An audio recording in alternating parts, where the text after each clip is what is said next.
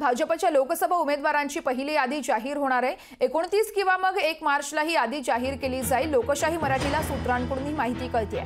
भाजप केंद्रीय निवडणूक समितीची बैठक होणार आहे आणि याच बैठकीला फडणवीस हजेरी लावणार असल्याची माहिती कळते। तर 28 किंवा 29 फेब्रुवारीला ही बैठक होण्याची शक्यता वर्तवली जाते।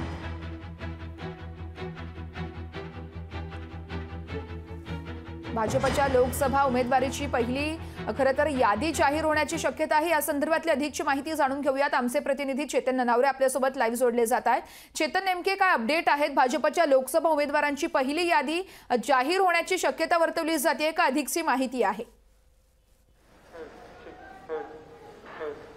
निश्चितच वर्षा, एकंदरीत देशातील एकूण लोकसभा मतदारसंघांच्या तुलनेमध्ये पहिल्या 100 जागांवरती आता भाजप आपली यादी जाहीर करणार आहे अशी खात्रीलायक माहिती आपल्याला सूत्रांकडून मिळालेली आहे। 29 फेब्रुवारी किंवा 1 मार्च रोजी ही यादी जाहीर केली जाईल। तत्पूर्वी भाजपच्या केंद्रीय निवडणूक समिती जी आहे, ज्याच्यामध्ये स्वतः उपमुख्यमंत्री देवेंद्र फडणवीस सुद्धा सदस्य आहेत, ते दिल्लीला रवाना होतील। दिल्लीमध्ये या निवडणूक समितीची एक बैठक होईल। या बैठकीमध्ये अंतिम शिक्कामोर्तब यादीवरती होणार आहे आणि 28 किंवा 29 तारखेलाच ही बैठक होईल। जर ही बैठक 28 तारखेला झाली तर 29 तारखेलाच भाजपची पहिली यादी आहे 100 उमेदवारांची ती जाहीर केली जाईल। जर 29 फेब्रुवारीला जर ही बैठक झाली तर 1 मार्चला ही यादी जाहीर केली जाणार आहे। त्यामुळे पहिल्या 100 जणांच्या यादीमध्ये नेमकी कुणाकुणाची नावं जाहीर केली जातात त्याकडे सर्वांचं लक्ष असेल।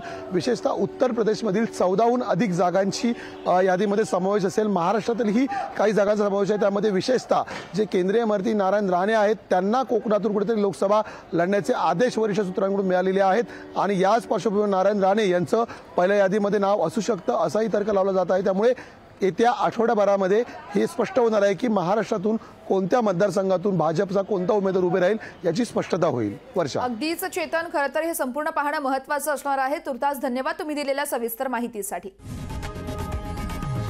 लोकशाही मराठी ऐका, पहा, जागरूक रहा।